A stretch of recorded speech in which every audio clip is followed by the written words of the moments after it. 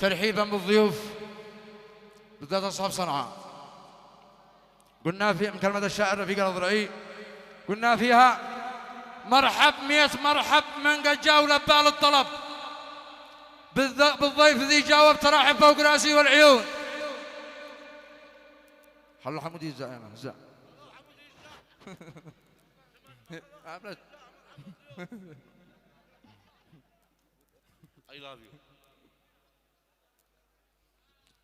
قلنا مرحب 100 مرحب من قد جاء ولبى للطلب، بالضيف ذي جاوب تراحب فوق راسي والعيون.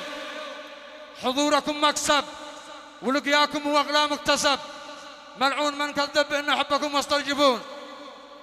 يا مرحبا بالاب حمود الجيد فنان العرب، الناس تتواثب لاجلكم وياكم معجبون. ذماركم تعجب بصوتك يا صديقي والطرب، بدعي انا للرب يحمك من عيون الحاسدون. واصيل فني صب نفس العرس هذا لهب، ومهما اصل غيب مكانه يرفق وسط العيون. وابن النعام يحب يغني في ذمر صوته طلب، من يسمع شيب وصوته قد وصل حد الجنون. عطران قد طيب نفوس الناس بصوته من ذهب، والمعبر يجرب وغنى صوت يا فن الفنون. والشاعر الأقرب ولد شدان ذي شعر أدب، رفيق بيرحب ورحب بالجميع الحاضرون. وحسين ذي سنب لهذا العرس نشهد يا شنب، حياب أبو مضرب مناطف هو كل الراقصون. اليوم نتعاتب وبن فرحان ملك عزبه عجب، في عرسنا الأنسب يغني نحن فوق الغصون. احنا نتأهب فعم الفل هو خير الصحب، نفرح ولو نتعب ولا شي ضيف لا تزاحمون. وصاروا يقول وارحبوا فوق العين وفوق الراس يا عمري.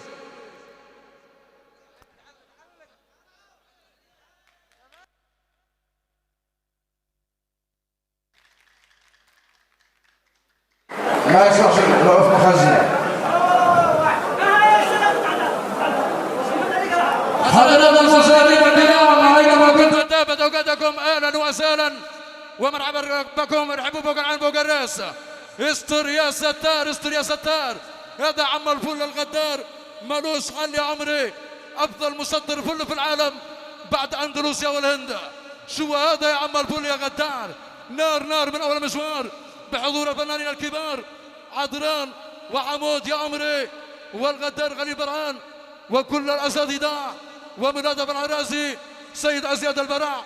والله سيكون غليان بركان عجان أفضل من كأس العالم هنا في قصر الأحلام الذي تستضيف هذا العرس الكبير. شو هذا؟ شنو هذا؟ ايش الليلة ايش الليلة؟